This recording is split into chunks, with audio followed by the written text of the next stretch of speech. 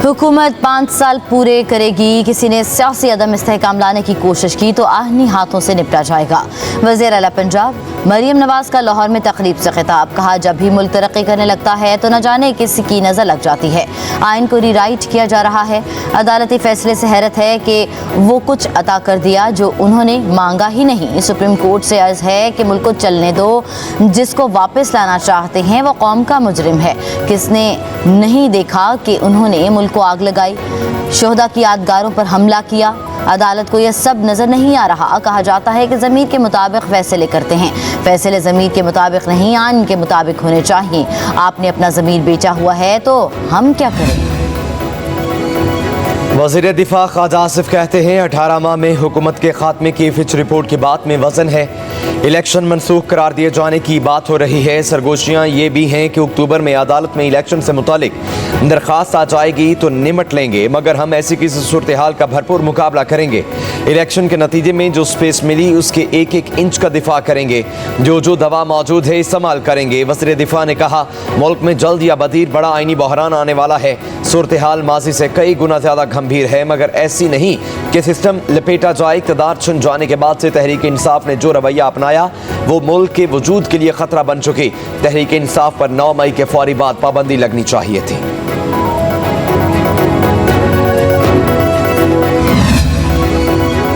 मरियम नवाज अपने वालिद की रविश पर चलकर सुप्रीम कोर्ट पर हमलावर होने की कोशिश कर रही है। मुशीर इत्तलात KP बैरिस्टर सैफ का वज़ीर आला पंजाब के बयान पर रद्द-ए-अमल। कहा, शरीफ खानदान अदलिया से अपने मनपसंद फैसले लेने का आदी है। आज़ाद अदलिया उनकी आंखों में खटकती है। मरियम नवाज आइन की इन शिक़ों का भी मुताला कर लें जिसे हमेशा उनके वालिद और चचा पामाल कर रहे हैं।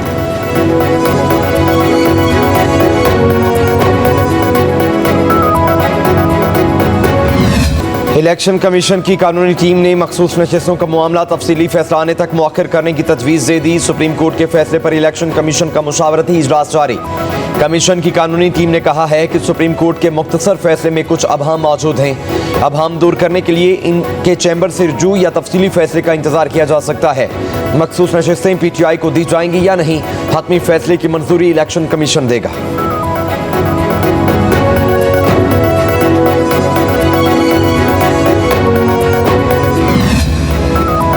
तहरीक इंसाफ ने 41 में से 38 अरकान कौमी असम्बली के पार्टी वाबस्तगी सर्टिफिकेट इलेक्शन कमीशन में जमा करा दिए। चेयरमैन PTI के नुमाइंदे ने इलेक्शन कमीशन में वाबस्तगी हल्फनामे जमा कराए। PTI को मुबीन आरिफ जट, रियाज फतियाना और साहबजादा महबूब सुल्तान के वाबस्तगी हल्फनामे मौसूल नहीं हुए।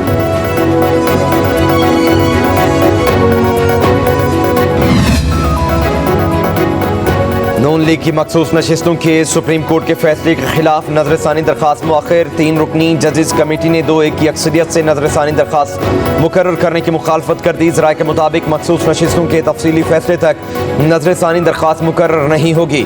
जस्टिस मंसूर अली शाह और जस्टिस मुनीब अख्तर ने दरख्वास्त मुकर्रर करने की मुखालफत की। चीफ जस्टिस काजी फाइज ईसा ने नजरसानी दरख्वास्त मुकर्रर करने की हिमायत की।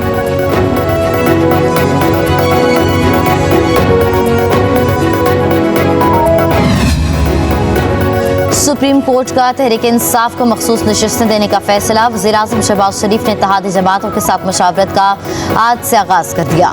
मुस्लिम लीग नून का पीपल्स पार्टी के रहनुमाओं को एतमाद में लेने का फैसला। ज़राए के मुताबिक मुस्लिम लीग नून और पीपल्स पार्टी के दरमियान मुज़ाकरात आज ऐवान सदर में होंगे। सदर आसिफ अली ज़रदारी भी मुज़ाकरात में शरीक होंगे।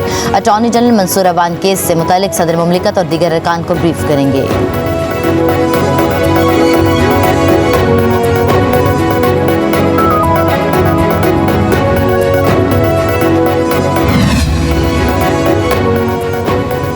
एडहॉक जजेस की तैनाती से मुतालिक जुडिशल कमीशन का इजलास कुछ ही देर बाद शुरू होगा। चीफ जस्टिस काजी फाइज ईसा की सरबराही में 9 अरकान शरीक होंगे। एडहॉक जजेस के लिए सुप्रीम कोर्ट के 4 रिटायर्ड जजेस के नाम तजवीज़ किए गए थे। जस्टिस रिटायर्ड मुशीर आलिम और जस्टिस रिटायर्ड मकबूल बाकिर एडहॉक जज बनने से माजरत कर चुके हैं। ज़राए के मुताबिक जस्टिस रिटायर्ड मजहर आलम मियाँ खेल और जस्टिस रिटायर्ड तारिक मसूद ने हामी भर ली। जुडिशल कमीशन आज हामी भरने वाले दोनों जजेस के नामों पर मुशावरत करेगा।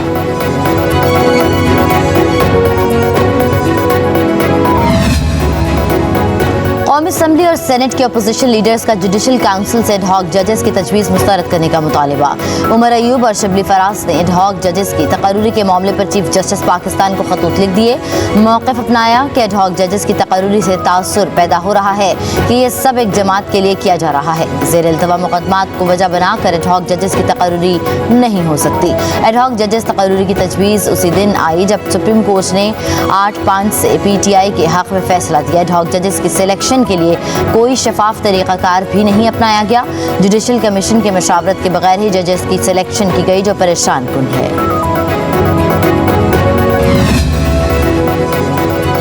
इद्दत के दौरान निकाह केस में बानी PTI और बुशरा बीबी की बरियत का फैसला चैलेंज। ख़ावर मानिका ने इस्लामाबाद हाई कोर्ट में दरख्वास्त दायर कर दी। मौक़िफ़ इख्तियार किया कि एपलेट कोर्ट ने केस के अहम पहलुओं को नज़रअंदाज करते हुए सज़ा ख़त्म की। 13 जुलाई का फैसला कलअदम करार दिया जाए।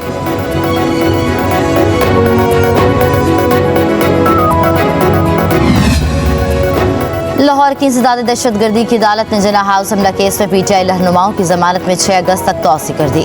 उज़मा खान, उमर अयूब, जैन कुरैशी, आज़म सवाती, मुसर्रत जमशेद और जमशेद इकबाल चीमा समेत दीगर मुल्ज़िम अदालत में पेश हुए। अदालत की मुल्ज़िमों को शामिल तफ्तीश होने की हिदायत।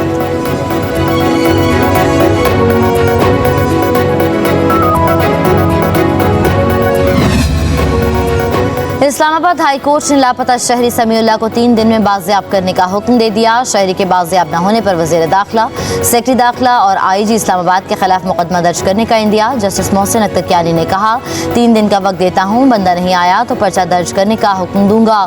कहा, इन लोगों को बता दें कि ये इस तरह नहीं चलेगा।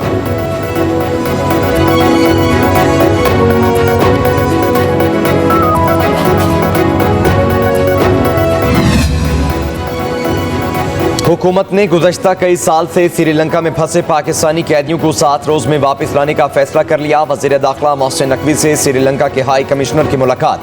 श्रीलंका में पाकिस्तानी कैदियों की वतन वापसी के लिए दोनों जानिब से ज़रूरी कार्रवाई जल्द मुकम्मल करने पर इतफाक। श्रीलंकन हाई कमिश्नर ने पाकिस्तानी कैदियों की रिहाई के लिए हर मुमकिन ताउन की यकीन दहानी कराई। मुलाकात में इंसाद मंशियात और बॉर्डर सिक्योरिटी के उमूर पर भी गुफ्तगू। वज़ीर दाखिला ने कहा, श्रीलंका और पाकिस्तान के दरमियान ताल्लुकात वक्त के साथ मजबूत हुए हैं। बाहमी ताल्लुकात मज़ीद आगे बढ़ाने के लिए तेज़ी से इक़दामात करने की ज़रूरत है।